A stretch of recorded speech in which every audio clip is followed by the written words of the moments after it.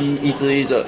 编码器、接收器，那这个就是中天娱乐的讯号。收看电视节目要选择合法版权播送管道。保安警察第2总队刑事警察大队日前巡线，在桃园、台中两地破获3处非法机房、道路 MOD 有线电视讯号源，查获电脑主机、网络分享器、有线电视机上盒等证物，初估侵权市值高达上亿元，并逮捕廖姓主嫌2人送办。那是一个串联。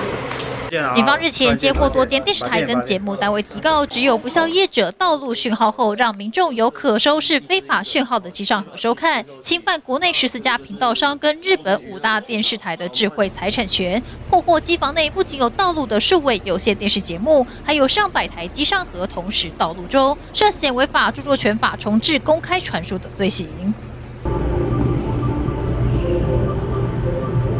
提醒民众，如果想要追剧看比赛，可以利用家中的电视机上盒加值服务，只要动动手指就能浏览超多精彩好片跟电视剧。千万不要冒险以非法影视盒子或盗版网站观看影片，这些非法内容随时会被抄家关闭，球场无门，也难以保障民众的收视权益，危害影视产业正常发展。呼吁大家踊跃的支持正版。记者赖伟一综合报道。